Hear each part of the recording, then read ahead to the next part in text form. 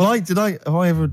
This is probably the most embarrassing of those entrance stories. Yeah. I was down in South London once, went down to some party that was taking place in some kind of swanky bar where there was a doorman on the front and a charge. I think it was something mental, like a tenner to go in. It was crazy. It was ludicrous. I don't know what I was doing down there. And I was in the queue. We'll establish what you mean by swanky later, because that could be... And it was a posh place. Was it? And so there's a queue outside, and there was one of these doormen who thought it was like kind of Studio 54. He was like sort of, choosing people who could come in. Yeah, you two come in now. And I've been there for ages, obviously. I was on my own because I got there late. And clogs. Exactly. I've dressed up for this. And there were these two girls next to me. I'm thinking, if I'm in a queue, I've told you before, if I'm in a queue and if I'm stuck with two girls, I'm thinking, what a great opportunity, use the old merchant charm. Yeah. And so I'm there, and I'm sort of thinking, I kind of sort of give them a nod or whatever, a wink. Yeah. And they're loving it. Yeah. They move to the back. They're putty in my hands, really, because you can imagine. Yeah. And I thought, well, to really seal this off, I'll get us in. Like, I'll sort of skip the queue. So the guy sort of coming along, he's picking people off, the doorman, and I just grabbed him. I just grabbed him like that. And I said it so everyone could hear. Right? And I thought this was brilliant. I said to him, how much is it? He went, 10 quid. I went, I'll give you 7. That was my bribe. I'll give you 7. That's the whole £3. No, that can't be right. No. He must have said a £5, and I said, I'll give you 7. Yeah. That makes more sense, doesn't it? That's giving him a £2 incentive. A £2 incentive. That's it. I'll give you 7, you can make up the 10. Exactly. You can, if you let me in, you can put in 3 yourself, mate. That never works, does it? He said to me, I can't be bothered, I'm just going to have a kip, I think. I'm so tired. Was it percentages that put you off? That frazzled me initially. I mean, it's a funny anecdote when you're giving him £2. Yeah. It's even funnier when you're getting him when to he's put up paying stuff. me as well. Oh, I love it. Right, we're gonna play a record, then we're really gonna concentrate. XFM 104.9, Ricky Gervais Show. Steve Merchant's also involved. Go to bed now. Oh no. We're talking about embarrassing stories and stuff, and I don't know if I've told this on the radio before. Have I told you, Karl? I'm not sure. But this was when I was working at the BBC. This is not even long ago, and I'd moved to London, and I was fairly new in London. And I was working at the BBC, and I had this BBC hire car, and I've never told it. If there's anyone listening who works for the BBC, I don't know if I can still get in trouble for it. But this BBC hire car, and it was like I'd been ferrying kind of actors and people and production people around all day in this car. And I was driving back, it was quite late, it was about sort of 7 or 8, and I was driving back, and I pulled in to get some petrol to fill up the car every day. And I went into this garage to fill up some petrol, and I was there, and two blokes came in a white van, right? They pulled into the forecourt, and I was filling up the car, and they went, "Hey, do you want to buy a couple of speakers?" And I said, "Yes, I do." Yeah. Because to tell you the reason, it was like I was so flattered that they thought I'd be the kind of bloke who would A, need some kind of classy speakers, and B, would like to buy them on the sly. Do you know what I mean? Yeah. I thought, they like the They've seen me. They've seen I look a bit of a hustler. Exactly. Yeah. I'm a street sort of guy. You can see by the way I use my walk. Exactly. Yeah. So I couldn't believe my luck. So they drove behind the garage, the little sort of garage bit at the back, and I went round there, sort of casually went round there, sort of locked the car, went round there. They went, open the back. You had 2 speakers in there. I said, "Are you sure these aren't knocked off, mate?" He went, No. We work for Dixon's. This is the story he spun me. We work for Dixon's, right? And we're delivery men. And if we make a delivery and the person's not there to sign for the goods, then we have to bring them back to the warehouse. But if we can sell them on the way back, then that's really good for Dixon's. Dixon's must love that. And instead of thinking, are you sure some kind of troubleshooter did someone going to go into Dixon's and go, you're not getting in the garage forecourt market? Jones. Exactly. Get a couple of lads in a white van. Exactly. Yeah. So anyway, I sort of bought this story, and I was a little bit dubious, and I went, right, let me hear them then. And he wired them up to the car stereo, and boom, boom, boom, they're playing. So it was some groovy hip-hop. I was thinking, great, these guys know what I'm into. Yeah. And he's giving me the talk and stuff. And I said, I'm a bit worried these are knocked off. He went, no, listen, we got a bloke at Dixon's who can confirm this is fine, right? Phone him up, use my mobile, right? And quote this reference number, right? So I phone out, they go, and I goes, I go, hi, some guys here in a garage forecourt trying to sell me some speakers. Just wanted to check. He went, it's fine. I went, should I just read the reference number or whatever? He went, if you want. And X14, and I went, yeah, it's fine. Yeah. Okay. You know that was, don't you? That was actually Mr. Dixon himself. Exactly. Yeah. Exactly. So I'm thinking, well, they sound great. They're giving me for a knockdown price. I'd say they were like 400 quid. They were like 200 quid or something. It was a good bargain. I was in the market for some speakers as well. Yeah. So while they were loading it's them all kosher. I phoned Dixon's. Exactly. I phoned Dixon's. That's fine. Yeah. So while they're loading them in the back of the BBC hire car, right? I'm in there paying for the petrol, right? And the guy who's serving goes, oh, you're right. He goes, what were you doing around the back with those blokes? Right? Because obviously there's security cameras filming this whole transaction, right? And he goes, what are you doing around the back? And I went, brilliantly, there's some old mates. Some of my mates were just having a chat and that. He went, oh, right, okay, like giving me obviously the evil eye. So I went back to the van. So I'm in the car now and I'm driving with one of the blokes who's in the van with me because I didn't have the money on me. So I had to go to the cash point to get the cash, right? So I'm driving with him and the other guy's like following me in the van and he was like a northerner like you and he was giving it all all right, yeah, you know. I'd say my girlfriend's a DJ, she's got some of these speakers, they're fantastic, and he's giving me this. And then my mind starts working. Now that I've got a bit of time to think, I'm thinking, wait a minute, this all sounds a bit dodgy. Yeah. It dawned on me, Rick. You know, fool, are you? You're streetwise. Exactly. You're streetwise, Steve. Not only that, I was thinking, how am I going to get them home? I've got to drop the car off at the BBC. How am I going to get these huge speakers back to where I live? And how can I pay for them? Because I've just spent £100 on Find the Lady with a couple of blokes in the square. It seemed like a fair game. Some of his friends were winning. But so I explained to him, I said, I can't get them back to like Brixton where I was living at the time. He went, don't worry, give us an extra 20 quid, we'll take them home for you. Oh, that's good. Deliberate. They do a whole service, you see. And there's also a backup guarantee. Did they have the guarantee, the 3-month guarantee? They didn't. No. But so I said, I'm not sure about that. He went, well, why don't you put them in a cab, send them back, and your housemates can collect it? I was like, oh, no, there'd be no one in. And I was beginning to sort of get a bit conscious of like, maybe this was a bit of a scam after all. So I pulled into like a little side road. And I said, I'm not sure I'm into this now, actually. He went, what are you talking about? It's 200 quid for a pair of speakers. It's a bargain. You never get a bargain like this, mate. I'm going, not too sure, actually. I don't think I want them. He went, 150 quid, mate, 150 quid. I went, no. He's 100 quid now to you. And I'm thinking, wait a minute, this doesn't sound like the kind of work that Dixons would be doing. Dixons don't do that when I go in. This is it. Dixons never negotiate in that way. When I go there, look around and I leave, they go, where are you going? Exactly. I go, no, we'll have anything then. Have anything for a So quid. I stopped the car and the white van pulled up behind me with his mates in. Sure. And I said, can you get them out? I'm not interested. And he went, 100 quid, mate. Oh, you, and he was just going, you tosser, you obviously want some speakers. And he was having a go at me. So I was carrying the speakers out and putting them back in the white van. And he was just shouting at me. He was going, 70 quid, mate. I was like, 70 quid from 200? This is ludicrous. You realise that wasn't Dixon's policy then. Exactly. They don't usually shout you tosser as you leave the shop and walk down Camden High Street. They're not usually shouting you tosser. You should have took the offer of like the monthly payments they've got on at the moment. So eventually I put them in there and I sort of knocked the deal on the head and I got back in my car and they were in theirs and I just looked in the rearview mirror and they were punching the dashboard like with aggression and venom like we let that deal slip through our fingers. And I've never been so terrified in my life. I just sat there and I was just thinking, oh my God, all I was thinking now is what if I go back to the BBC and they go, we've had a call from the police, the man at the garage, he saw you doing a dodgy deal. I love it. Yeah. Well, what you do is you put the hire car in a drain in your front garden and then go in and out of the toilet just pouring bleach down or Ajax and they never know. Yeah. Listen, let me just tell you briefly, this is another example of how people can just exploit you and make fun of you when you're tall. Yeah. I was quite tall. I've always been like about 6'7" for quite a while now. And when I was about 16, I went to a big New Year's celebration in Bristol, where I come from. And everyone kind of congregates in this big sort of part of town, and there's all people dancing around, like in Trafalgar Square.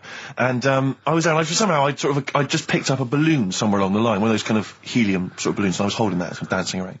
And these two girls came up to me, and I was thinking, yeah, okay, it's New Year's Eve, brilliant, that's my kind of party. Yeah. They came up, they went, hey. Once a year. And they said, you going to be here for long? And I went, well, maybe. And they said, it's just that we've arranged to meet back at you in about an hour. I went, what do you mean? I went, well, it's just because we can see you wherever you are. Don't worry, you can move around and stuff. We'll see you with the balloon. Just arranged to meet some friends. I love that. A landmark. So pilots use that. Oh, we're just coming in. There's when we see Steve Merchant, we'll be descending to Bristol Temple Mead. What's really funny is New Year's Eve, Trafalgar Square, you got a huge column, but they use Steve as like the meeting point. Steve's got a huge column. Brilliant, Rick. Well done. Award-winning comedy from Ricky Gervais. So I went to a party and I was quite excited because I had the car, the motor, and there was a chick heading down to the party that I was like, I had my eye on. And I thought, now I've got a car and going to the party, it's going to be amazing, right? And various friends had said, like, can we get a lift? I thought, yeah, groovy. I'll pick up the chick as well, who's a friend of a friend. So cruising down to the party in the motor, the Volvo estate, and there's nothing sexier than that. Slipping a little bit of Billy Joel on the stereo or whatever. Something classic. Exactly. And maybe it was Billy Ocean. I think maybe I was quite a Billy. Maybe it Billy was face. get out of my dreams, get into my car. Ideally. Yeah. So I get to the party, and inevitably it was one of those house parties where the chick that I had my eye on, she kind of was chatting to other guys, and she wasn't really paying attention to me, and I was sort of... Trying hard to get, was she again? Same old story. Oh, they make me They know laugh. how to tease, don't they, the ladies? Laugh. Who are they kidding? So I'd follow her like a dog, from room to room. Yeah. And watch her Quite while... literally, sometimes he was barking. Yeah. Go on. And while, just watch her while she talked to other blokes. And then, obviously because I was driving, I wasn't drinking, so I was not really enjoying myself. And then somebody said, should we go and pick up Vera? And I thought, right, okay. And they went, Steve's got a car, let's all leap in there, we'll go pick up Vera. And this girl was like up for it as well, so I thought, brilliant, I'll be back in the car with her, I'll wait for all these lads. Yeah. One guy she had her eye on, he came as well, I was a little bit annoyed. Yeah. But anyway, he was in the car, so I'm driving down these country lanes, just driving along, and they're directing me, they're saying, go left here, go right. And then suddenly we stop, and one of them goes, just drive into that field, this pitch black field, right? And I'm sort of, well, it is my parents' car. Just drive in the field, Steve. I'm thinking, well, I don't want to, not seem like I'm a hard, cool, crazy kind of guy, because the chick's in the car. So I drove the car into the field. They all leapt out, started running off into the darkness, shouting, Vera, Vera, Vera, where are you? So I'm just sort of sat there in the car, waiting. Wasn't Vera Lynn, was it? Because she likes to hide in fields. Bizarrely, it wasn't. Right. It was just, I was just left in the car on my own with Billy Ocean, and suddenly, at the darkness, they come back holding a Vietnamese pot-bellied pig that they had stole from a nearby farm, and they knew that the pig was called Vera because someone knew the farmer or something. Anyway, so they got this pig, so now they're going, I'll put the pig in the back of the car, we'll take it back to the party, it'll be hilarious. I'm thinking, well, I'm not sure I want a pig and all its, piggy crap in the car, right, crammed in there. But they say, yeah, so obviously I'm thinking again, I don't want to look like I'm, a nerd. I'm terrified of that, Rick, ever happens. Yeah. So, So you go, hey, bring the pig into the car. Exactly. I'm no nerd. Exactly. Yeah, go on. So now we drive off again. I got this pig kind of screeching in the back of the car. And, they say, stop again. Let's do some cow tipping. And they do that old thing, about the fact because cows sleep standing up, don't they? So you can push a cow over and stuff. Yeah. So they're having a wild time, hilarious. So this time, now we get to a sort of dead end in the road. And, they say, well, turn around, let's go back to the party. And I'm thinking, fine. Try and do a 3-point turn in this very narrow country lane, right? Get the Volvo estate wedged horizontally across the road.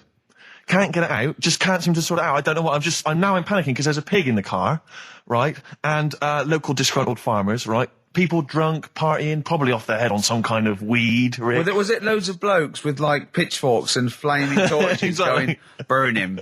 He's playing with our pig. Exactly that. And so that, I was so terrified that all I could think was they're going to have to send a helicopter to lower a magnet onto the top of the car to lift the car up and put it the right way around. You used to read a lot of comics, didn't you? Yeah. So, do you know what I started doing? What? Crying. Did you really? Yeah. Why? So started crying, just very slightly, started getting upset. And the other guy that the girl fancied, he had to get into the driving seat and sort it out for me by slowly edging forward So and that's the backwards. worst bit of the whole story? Yeah, edging slowly back and forwards. He just sorted it out, just slowly worked the car back round, and then we were off. You were just gently weeping. Just gently where weeping in the back. The bloke had just taken the bird that you saw from a distance. Exactly. That was basically your wife in your head by then. Oh, yes. Was it? I can't We were believe it. happily married with a pig for a child. Don't joke, that could happen. I know. The pigs come, if you like. Sorry? What did you say? What did you say? What did you say? When you do what, Karl? What? What did you say? No, what did you say? Because I don't want to have to go to the radio authority again. What did you say then? Just remember. We are going out live, Karl. Yeah, remember Tom Binns, right? What did you say? What I'm saying is, why were they shouting Vera? Because pigs don't come to the name, do they? Hey? I don't know the ins and outs of pig, have how to lure a pig into your trap. Can I just tell you some very, very interesting things about pigs? Please do. Right. One, everyone knows they have a corkscrew-shaped penis, right? A corkscrew-shaped penis. That's the tail, isn't it? Two, they can't look up. They can't put their head back and look up, right? Three, they can have a 30-minute orgasm. Rick, is it only pigs that have got a corkscrew-shaped penis? No, and landlords. Okay. Very handy. Right. But I was in the there was this woman sat next to me. She was a big fat one. She was crunching on some popcorn. Again, that's a crime. Why they're selling popcorn in cinemas? I don't understand why She the needs to noisiest. eat regularly, she's Why fat. have the noise? Why the noisiest food in a cinema? Yeah. I don't understand why that's come about. Yeah. Really makes me angry. Yeah. She's right. Smoothies. We want smoothies without straws. Exactly. The trailer for that film AI, Artificial Intelligence, came on. Remember that? And the tagline was, David is 11 years old. He weighs 60 pounds. He's 4'6" tall. He has brown hair. His love is real, but he is not. Oh, yeah. And she just went, How old was he again? To her boyfriend. Right? Just ruined everything. War film trailer comes on for some Pearl Harbor or something. She goes, yeah, I don't fancy that. Just announcing this, don't fancy that. Too many war films.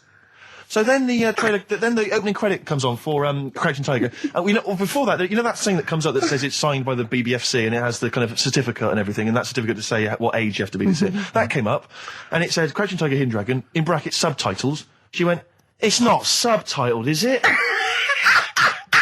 I thought this was the most famous foreign film for years. It won Oscars. It was a huge film. Everyone knew it was foreign. She goes, it went, and so the credits begin. It says Crouching Tiger, Hidden Dragon. She went, stupid name for a film. What? She just She wanted paid to see it. She was with her boyfriend. So then it starts, right? And obviously it's in Japanese or Mandarin or something. She's like, yeah, and they're all talking in Japanese. Japanese or Mandarin. Whatever. So they're speaking in this, Japanese language, Oriental language. And she's going, don't they sound stupid? Don't they sound stupid? She's going, and then the subtitles come up, and it's quite a weird kind of strange language they're talking. And she was going, can't make the subtitles out either. It's both gobbledygook. Just wittering on every step of the film. I totally agree with you. But what I like in your telling of it, I know you're getting quite emotional. I'm genuinely livid. But she went Mandarin or Japanese, some Oriental language. And Well, I don't know what it was. It's a strange language. It's a strange language. Well, anyway. Oh, dear. So then I moved. I climbed over several seats, made a big huff of, make a big show of moving. Yeah. Sat next to a guy on the phone, just chatting on the phone. Oh, I'd have gone mental at that. So now I hate that film. I didn't enjoy it. I don't like seeing it. I don't want to even think of it. It's subtitles, isn't it? Well, rubbish. That's why I get videos. Yeah, I should have thought that through, Karl. You're absolutely right. Lamb chop? Yeah, let's play Lamb Chop. This is brilliant. This is from this CD that came out recently with Uncut magazine. Occasionally they put out some quite interesting free CDs. And this was one that had various covers of Rolling Stones songs. And a lot of them were, quite shoddy. But this was a brilliant, specially done, I think, for the CD. It's Lamb Chop doing a version of quite an obscure Rolling Stones song called Backstreet Girl. It's just beautiful. Let's hear it. Steve, you got any other toilet-related anecdotes? Rick, my life is just full of toilet trauma. Yeah. And Karl, you may not realise this, but a while back I used to host, this is bizarre, I used to host a radio show on the BBC World Service, right? Now, if you want someone who's the voice of integrity, the voice of intelligence, the voice of a nation, you're going to come to me. That's obvious. And I was broadcasting, so now they've got listeners of something like 50, 60 million people around the world. It's mental, the listenership of the World Service. And I used to host this show with someone It's a big place, Steve. The World? Yeah. You're absolutely right. And anyway, so I had to be into Bush House where they broadcast from 10 o'clock every Friday morning to broadcast around the world to 50 million people, right? And one week, I went to the toilet in my house, right? Everyone had left. I got there a bit late. I got up a bit late. Already against me. The clock was already against me. Had to be there at 10 o'clock, broadcast around the world. And we got 2 toilets in our house, downstairs one, right? And the door had already been a bit dodgy. It was one of those doors where you had to give it a bit of a kick as you went in. It was getting a bit tight. I don't know what, the wood was expanding or something. I'm in there. And same thing again happens. No toilet paper. I think, oh, God, I'm going to have to somehow kind of make it up. Why don't you check first? I normally do, Rick. It's just on certain occasions when I'm bleary-eyed or something, I forget, or occasionally I forget. Normally I do check. Right. And you've got to bear in mind that it's not like this is happening every week. This is over the course of many years that these incidents have accumulated. So you've condensed them. For the purposes of this anecdote. Sure. Yeah. Yes. And great. You're just brilliant to keeping the pace up of an anecdote there, Rick. You've just drawn in. I don't know where I am now. Anyway, I know where I am. I'm trapped in a toilet with no toilet paper. Yeah. That's where I am. And I'm thinking maybe I peel off some of the wallpaper, things like that. But there's nothing I can do. I got to go upstairs. Well, exactly. But I have to go upstairs and find toilet paper. Was there any? There wasn't. There wasn't. Oh. I'll have to go upstairs and maybe find a notepad or something like that. Oh. And so I try the door. Right, the door's wedged. I'm pulling on the door and I can't get the door open. It's just like it won't come open. And it's already, and I knew it was going to come to this at some point. Like, this is like, the clock's ticking. I'm trying to pull the door open, trousers around my ankles again. And I'm thinking, well, what I could do is I could open the window, I suppose, and try and climb out. But not really, because I got the trousers around the ankles. And that's or if it was raining, just stick your ass out, 2 birds with one stone. Sadly, it was a beautiful day, Rick. I call it the World Bee Day. And so, so what I'm thinking is, I got my mobile phone in there, luckily, because it's in my pocket. I'm thinking, well, maybe I can phone, I would seriously... Kleenex. Maybe I'll phone the fire brigade. At this point, I mean, it just dried. No, it hadn't, it was... Hold on, was that little puppy not around? Because sometimes you can call that, it's got a little bit wrapped round it. Listen. Or just use the puppy itself. There's 50 million people around the world going to hear my voice in 30 minutes. Exactly. And where's Steve? He's not locked in the toilet again, is he? Exactly. Oh, no. So So I'm thinking about phoning the fire brigade, and I'm thinking, like, if I do that, it's gonna be the first call that goes straight on the speakerphone. Yeah. For like the entire fire brigade service everywhere. With a butch hero carrying you down over his shoulders with your trousers around your ankles. Can I just not pull him up? No, you've got to be taught a lesson. Yeah.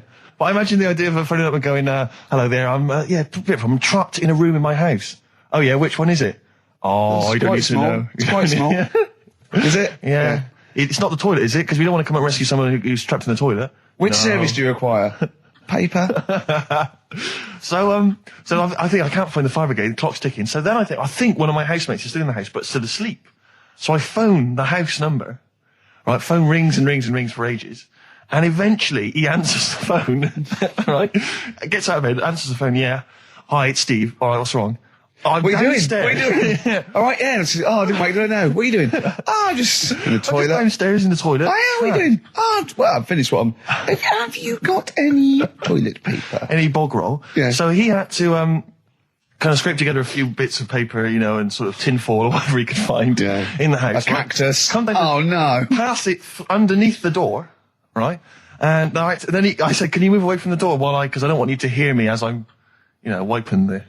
And so you didn't say that? Yeah, well, I didn't want him to, that's embarrassing. Sorry, that's embarrassing. What were you wiping it with? Not tumbleweed. What do you mean? What noise? I know what you mean. Yeah.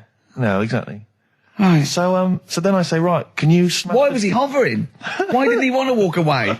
Will you keep your... What was it? Outside with a glass to his ear? Yeah. Thankfully, there was a window in the door, but it was frosted glass. You could just see my semi-naked body moving around. And, so eventually I said to him, look, listen, I'm going to need you to sort of kick the door in. He said, well, I don't want to kick the door in because you're going to have to pay for it, aren't we? I go, yeah, but I got to go to the World Service. Well, yeah. And he was a lovely man. He's the weakest man you've ever come across. It's like if there's one person you don't want to have to throw their body weight against the door, it was him. He's like, he'll snap before the door will. So he's smashing against the door. This sounds like a fetish to me then. He went in there and there you were naked with lots of toilet paper.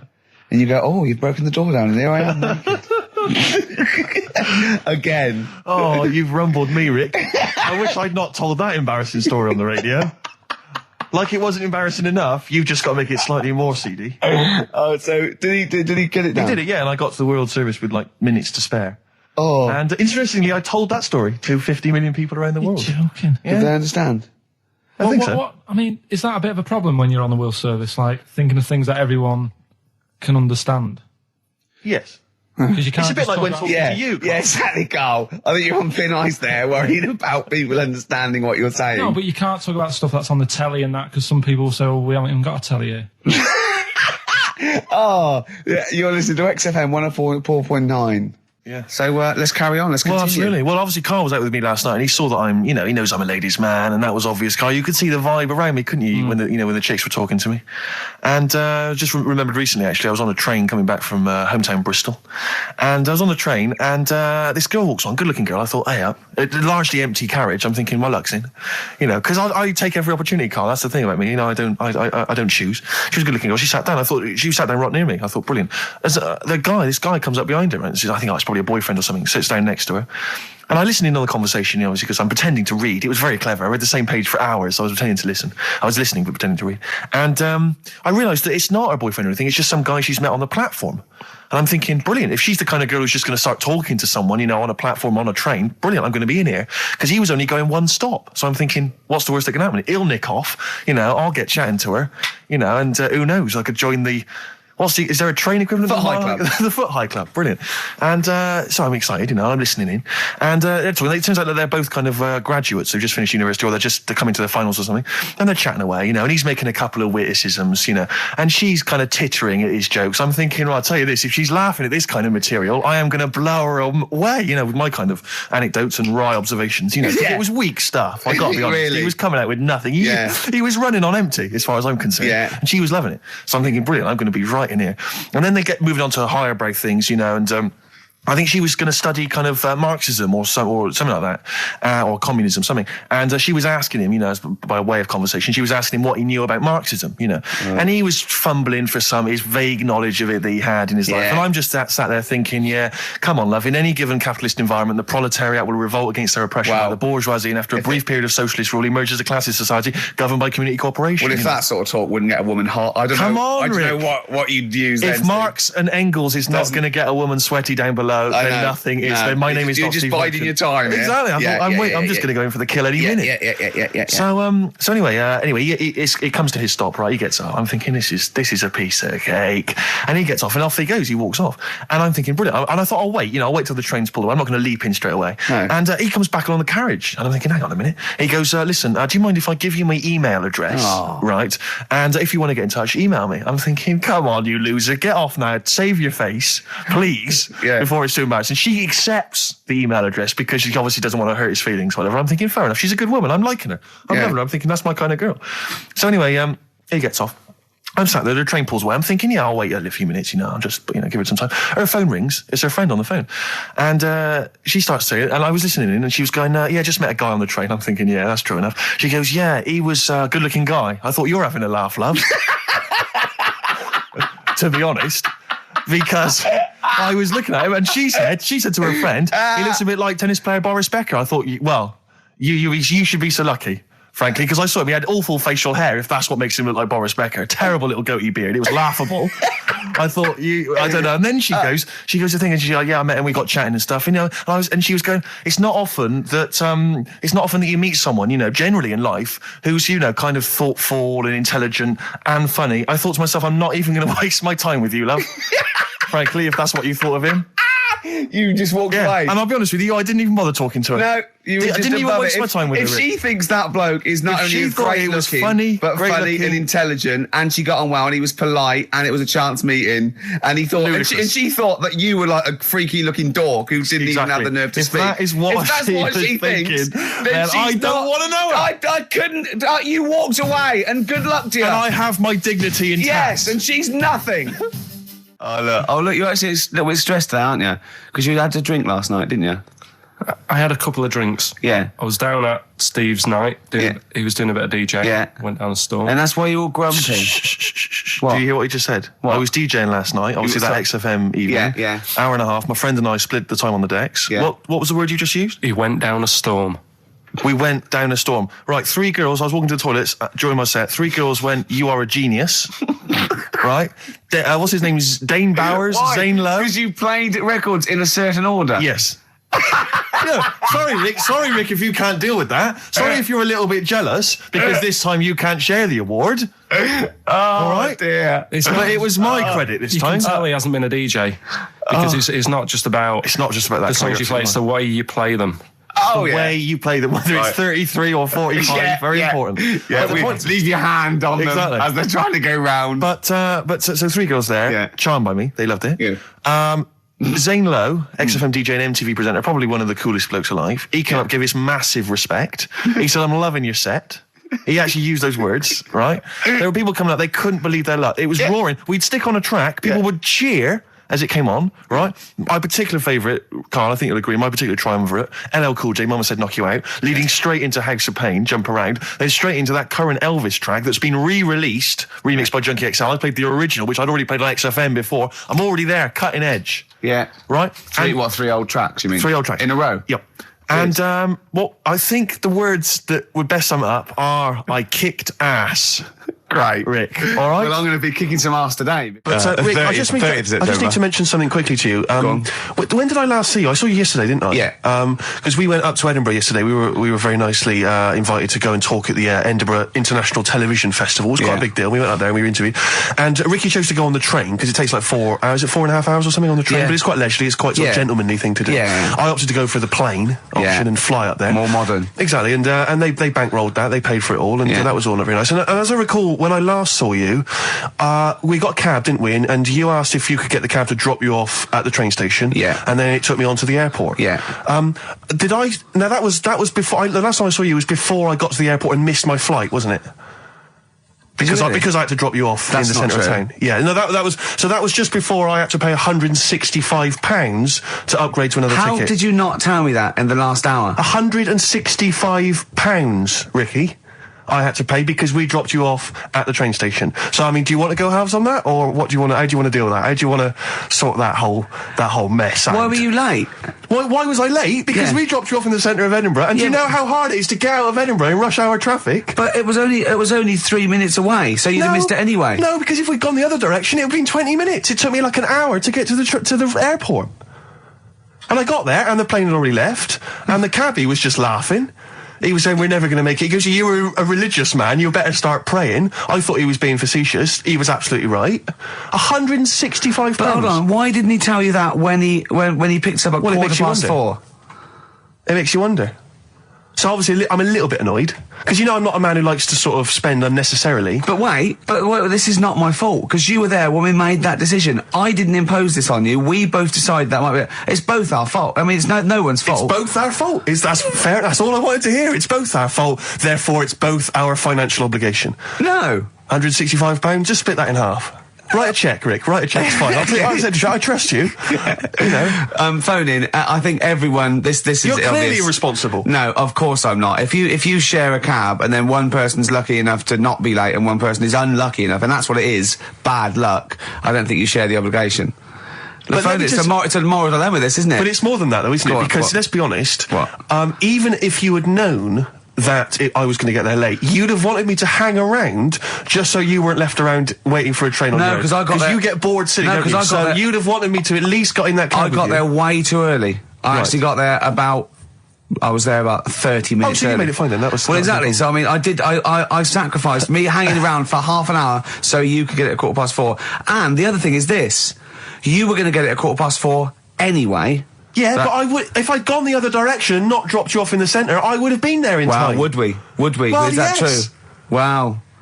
Only God knows. Well, and the cabbie. What I mentioned it to. So, I'll tell you what will cheer you up. I'll tell you what's better than 80 quid. I'll tell you what's better than that, shall I? Go on. Music. What, are you paying the whole 165? Listen. Yeah. What about, are you a fan of any of the great English operas? Like, The Pirates of Penzance? Yeah. Gilbert and Sullivan. To me, Gilbert and Sullivan were like probably their day equivalent of like Richard Stilgoe getting together with Tony Slattery.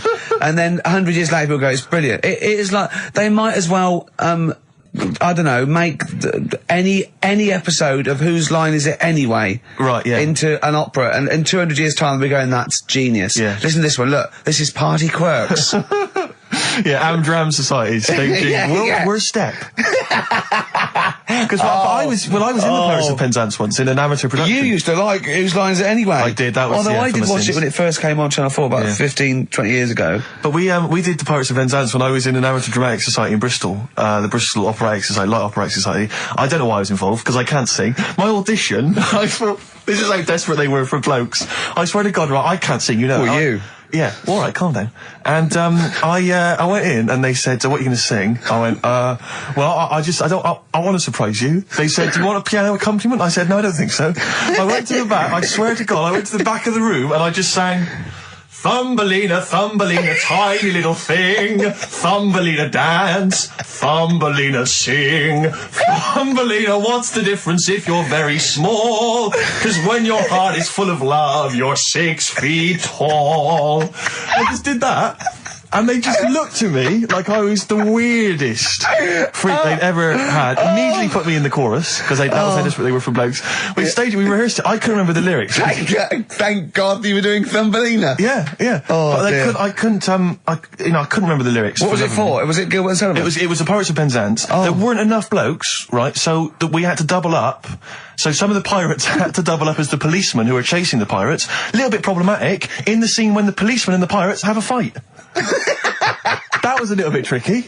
And the worst things, there's this sequence where like the daughters of the Major General all kind of like, oh beautiful, something like, oh beautiful little girls are we, la la la la la la la. And the women they must have all been over 40. I mean, real kind of toothless crones creeping around in their 90s. Is it the sort of women that buy one of those sort of porcelain dolls from the TV and go, look, I've had a baby. It's not a real baby. It is a real baby. I'm going to stab you. Yeah. One of those. Exactly. It's the sort of women that you'd see maybe on TV's Bargain Hunt. The kind of contestants you get on there.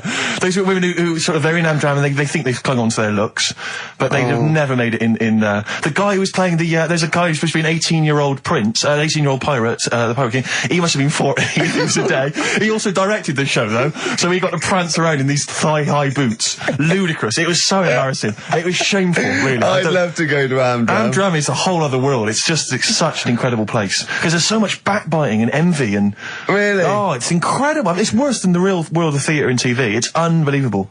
Because the same old people get to do it every year because they can hold a note. Can we go along? You would absolutely adore it, Gervais. It is film it, a secret camera. I got to Is get it rid true? of it. Talking about when his dad said that, and then you told me something that I find amazing. Oh, well, the thing is, it's Christmas. Obviously, I've got to go back to Bristol. I love seeing my family. Well, yeah, I do. But it means I'd see my grandparents, who are, brilliant people. I mean, lovely people, but mental. I mean, utterly mental. And they've taken now there must be sort of 80 apiece. And it is quite an old age, but they're fairly good health, relatively speaking. And they just spend their time in bed. I mean, that's all they do, that's their profession. They've retired to go to bed. And they spend all the time in bed. I tell you what they're like. They're like that old guy, they're like all that old family in Charlie and the Chocolate Factory. Oh, yeah. Remember, none of them had got up for like 25 years. Yeah. And you said that they go to bed and they go to sleep, but then when they wake up, what they do is put an extra pillow so they're slightly more upright, and that's them in the day in bed. That's the daytime thing. But they get up and cook and stuff. What they do is they've got about 6 teeth between them. I mean, my grandmother needs false teeth, but refuses to go and have the old ones extracted and the false teeth fitted. So she's working with about 3 or 4 teeth. Oh. My grandfather had false teeth given to him during the war. Wooden ones? Well, it was plastic teeth on a wooden pallet, right, that sits at the top of the mouth. He's still got the wooden pallet, but most of the teeth have come off. So there's about 4 teeth left, 4 false teeth. He's got a set of false teeth that make him look like he needs false teeth. I mean, that's pretty bizarre. So the problem is that they have to get up. They get up about 7 in the morning to put on, say, some beef or lamb, whichever they're going to cook. They put it on at 6 in the morning, 7 in the morning, so that by the time they eat it at 6 at night, they can use the phrase, this is what a good meal is for my grandparents, if they can use the phrase, oh, that's lovely, you could suck it away. You could suck it away. Who wants that from a roast dinner? You may as well blend it up and serve it as a broth. I don't want that phrase coming from old people without teeth. No, indeed. Because it must remind you of your rent boy days. Exactly. It brings it all flooding back. Oh, God. Flooding's the word. Exactly. Should we play a record before we get really disgusting about your grandparents and blowjob? That is the worst thing we've said the word blowjob far too many times today. And in the same sentence as I can't believe. Anyway. And it's Christmas. Yeah. Oh. Did I ever tell you about the time that my father, when I was younger, we went on holiday, my dad he bought a little boat, little sort of wooden boat, like a 3-seater, and he and a friend of his went out with me in the boat. I was maybe 12 or 13. Went out and we sort of went, I think we were we had the little motor, outboard motor, chugging out. We just thought we thought this was real seafaring stuff. Brilliant. We'd lost sight of the beach because we'd gone round a corner of like a mountain, or like a cliff. And so we were just round the corner, and there was this buoy, just floating in the water. Not a boy, but like a buoy. And very tricky to explain that on the radio. It's the same word, isn't it? A boy, and a boy. Yeah. And so we float past that and we're just chugging along. The motor conks out. Oh, I can't believe it. We have to row back in. So they're rowing away. I'm just sat there. And we noticed that every time we sort of think we've got past this buoy, it just seems to be back where it started again. And we realised that the tide is taking us but not taking us out, taking us towards these rocks. And we've just got ravaged rocks. And we were a bit pretty scared because I can't swim very well. Or I couldn't at the time. I think my dad had maybe bought, he didn't, I'll be honest with you, I inherited a lot of things from him. One of which was his carefulness with money. just the one life jacket. How deep was the water? Which I seem to remember he tore off my back and put on himself. So the water's pretty down. I'm not saying we would have necessarily died, but it was pretty scary because the boat, we were going to go crash into these rocks and stuff. It was getting pretty unnerving. And so they're sort of rowing like mad, we're just not making any progress. And we're beginning to think that this might be the end. And this boat, this kind of ferry boat, comes chugging by doing tours. Ching, ching, ching, ching, ching. And it comes by, and my dad goes, oh, wow. We were going, brilliant, they can help us. They'll throw us a rope, they'll tow us back in. He was going, you've got to be careful, hang on, because according to the laws of the sea, if he rescues us, Steve, he can claim my boat. The laws of the sea mean he can claim my boat as salvage. I love the idea of that's like a reward. Doing that. But what I like is, his 12-year-old son might die, he's thinking about the boat. I know, but also, the other thing, of course, is that I like the idea of this ferrymaster going, yeah. The boat be mine now, or take your son. Yeah. Let me think about it. I need a new bed. That'll be just right. King size. Oh dear, that's lovely. But, because when I was younger, I remember being outside a post office once when I was about 10 or 12 and finding a purse and thinking, oh, that's nice. Yeah. And opening it up, there was some money in there and a pension book, and so it was obviously an old lady. I found an address, I sent it to her, and my mum said, you know, you've been so good there, you'll probably get a little reward. She'll probably send you a little reward. Nothing. I got maybe a thank you note, but no cash, no moolah, nothing. Really? And I was livid, because I'd been told that I was going to get a reward. I thought I've been a good Samaritan, nothing. So, many moons later, when I was at university, I learnt from that, and this is the most bizarre thing. This explains a lot, doesn't it, Karl? This is like the Mary Celeste. I went to a cash point to I thought, I can't get my card in here. And I realised there was already somebody's card in the machine. They put the code in, but then they just disappeared. They'd been kidnapped or something. So it was just there, waiting, sitting. He said, what do you want to do? And it gave you a number of options. I thought, interesting. Steal or go to heaven? Yeah, exactly. You went, oh dear. Yeah. Well, I pressed balance just to check what their bank balance was. Unbelievable. It was a considerable sum of money. I'm not going to lie to you. It was not typical student debt. It was like, I think they were a foreign student. There was a lot of cash in there, a lot of money. Did you feel a slight bulge in your trousers when you saw the amount of money? I couldn't believe my luck. I thought to myself, now then, I could just take that card out and hand it in, or I could teach them a small lesson. Right. And maybe give myself a reward, because last time I did that, I didn't get a reward. So if I give myself £30, then I'll take the card out. 30? Give myself 30. Yeah. You didn't really? Well, I thought that's a good reward. And I went in, I handed the card in, I took Steve, and that's a little reward for me. And I'll tell you this, don't think it's evil, because I went in and I bought everyone a drink. Well, brilliant. Yeah, I didn't tell them I got the money free. Well done. Excellent. So probably gangsters are quite generous with the money they've stolen from other people. Yes, but someone's negligence, Rick, has lent... the thing is this, Steve, right? I believe it, except that buying people a drink, Karl. What do you think? Well, I kind of thought that when he said it, but then I thought, but they'll be buying him back. So he's still up. So in a way, he's still a winner. Yeah.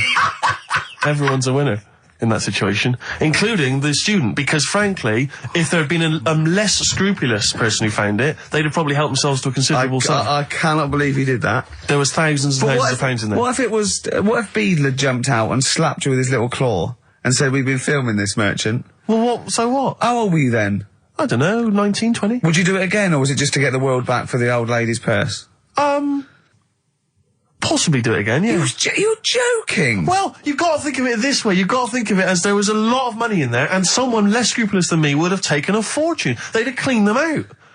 Whereas I just took a small reward, which I thought was more than enough for someone's negligence.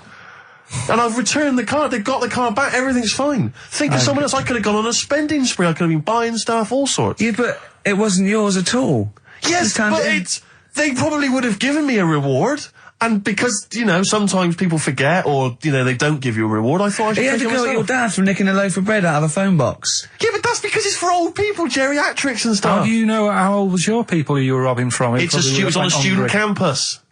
Well. Wow. I think it was I thought it was excellent behaviour. I thought it was that's good, honourable behaviour. That's showing another side to him, isn't it? What would you have done, Karl, in that situation? And tell the truth. I might have helped myself a little bit.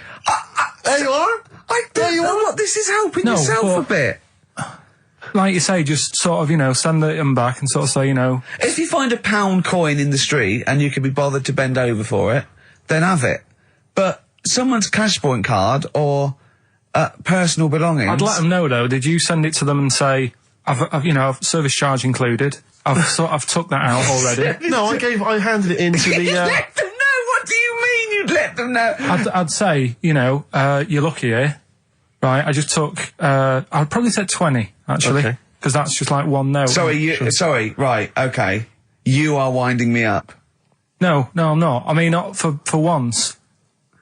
I mean, I know what Steve's like. He is tight, right? He is. And you know that, don't you, Steve? Financially, you mean? Well, no, I mean, just the way you are. You're very sort of, you know, you're not wasteful with your money. I'm careful. No, I'm not wasteful. Absolutely right. No, but to the extreme. Not towards the extreme. Not towards the extreme. No. Look out for the pennies. The pounds will take care of themselves. All right? Simple to remember. Good advice. Yeah, all right? But the thing is, right, I I know that I take the mickey out of you for, like, you know, the way you look and stuff. Sure. Right? Well, I'm right back at you. But the thing is, you can't help that. Absolutely. But I'll tell you something that women don't like. Sure. And it's fellas who are tight with the money. Sure. I'm not frugal with money with ladies. I'm frugal with money with you. Well, I've got no reason to splash money out on you. I've never seen you splash money out. Well, you've never been out with me. Steve, have you ever splashed out on a lady? No, but I hope to one day. The right lady. Play a record. Sorry, it just suddenly struck me something. I don't know if I mentioned it before. You mentioned that you tried to catch your guy out when you came back once. You opened the door really quickly to see what he was up to. Did I ever tell you when I was at university? Now, I'm very tall and I've got enormous feet. Size 14. Size 14 shoes. And when I was at university, everyone, it seemed to me, was wearing Dr. Martens. It was like you had to wear a pair of Dr. Martens. It was kind of the rule. Dr. Martens was big for you. Yeah, so that's a big pair of Dr. Martens. That's where the myth of the old woman who lived in a shoe, I think, I know. People with my size shoes. Anyway, I just literally kind of moved to university. I'd been there for like literally a couple of months. And obviously in that first period, you're quite keen to kind of, you know, reinvent yourself, strike yourself, try and give an impression of perhaps being quite sophisticated, worldly, cool, all those things that, you've left behind all your childhood friends. So you're trying to, develop something. But you didn't bother? You didn't? What, sorry? You didn't bother? No, I was working hard on it, and I was kind of, I was doing alright, and I had a tie-dye shirt, I was looking good. And, so I was trying, working hard to try and seem kind of cool and, not freakish. And, I came back from studies once, and I came in, and there was a little old cleaning lady that kind of would always come in every day and clean up our halls of residence. And I came back, and my door of my room was open, and there was like a little huddle of people just peering in, right? And I thought, this is odd, that my door's open and I'm not in there, and there's people staring in the door. And I looked in, and the little cleaning lady had my Dr. Martens on and was clomping around, making them all laugh, doing an impression of me. That's amazing. Imagine that. Imagine the psychological scars that has. I know that she's more popular than you. Yeah, exactly. And they go, come on, Maud, let's go to the JCR. Exactly. And they carry her down. They go, drink. And she goes to, Steve, you better have that spotless by the time I come back. And you go, all right, I will. All right. But what I like is the fact that I'm sure that's not part of the cleaner's code. The cleaner's code is you don't have the keys to everyone's room so you can go through their belongings and play practical jokes. I mean, surely it's a kind of, there's a trust. And she must have looked like a wall bracket with that. I went bowling with him once the first time, and we went bowling at this place. Where was it? I mean, Finsbury Park. And I'd never been before. And he goes, you've got to wear special shoes. I went, all right. He went, so. He goes, have you got size 14? And she went, yeah, I've got one pair. And she put them on the table, and they look like crusty. Honestly, it looked like, it was, I just started laughing because they're so long and thin anyway, and they're multicoloured, aren't they? They're two colours, and it looked like Krusty the Clown's feet. And then this teacher went, all right, 14, that is big, isn't it? It is a huge size shoe, you're right, yeah. And it was just the one cleaner in them. Just the one, sadly. She did have loads of kids eventually and brought them up in there. I wanted to buy a laptop computer, and everyone said, go up Tottenham Court Road, and I was reading like magazines and stuff. They were saying haggle, make sure you haggle, make sure you're planning to haggle, get the best deal you can. And I found a shop which was selling the computer I wanted, and I went in there, and I had this whole plan in my mind of what was going to happen. He was going to say, like, it's worth this. I'm going to go, well, look, I can get it cheaper here. I want to buy it from you. I'm going to haggle, and off I went. So I went in the shop, and I said, yeah, looking for this, interested in this Toshiba. How much is it? He went, oh, it's 1,500 quid. I went, sure. Okay. I said, I'll give you 1,300. He went, it's 1,500. And I said, sure, but I'm willing to give you 1,300. He went, 1,500. And I was done already because he hadn't even begun to haggle. And I was assuming he'd at least go 1,400 and we could start, but nothing. So now I was screwed. My whole plan went out the window. Yeah. What did you do? Just leave? No, I said to him, the thing is, I can get this computer cheaper down the road, but, I like what you're providing here. I like your service. I've had good stuff about you. And it was amazing. I said, I've heard good stuff about you. And he went, I said, seriously, I can walk down the street, I can buy it there for cheap, for like 1,400. And he went, well, see you later then. And I was like, right. So I walked out the place. I said, well, I'm going to have to leave then. And I walked out the place, and of course I wanted to get it from there because it was still the cheapest, so I had to walk back in again. I went, yeah. I've just had some second thoughts. Listen, I'll tell you what, I'll pay the 1,500. Can I get a free carry case? He went, the carry case is free anyway. I said, I'll take it. The carry case is free anyway. I got nothing. No, but how much would you charge for that if it was on sale? Carry case a tenner. Well, let's just say it is a tenner. Give it to me for free. And he went, no, it's a tenner. And you went, well, you said it was free a minute. Yeah. It's just pathetic. That is lovely. It's having to walk out making a big statement and then come back in again. Oh,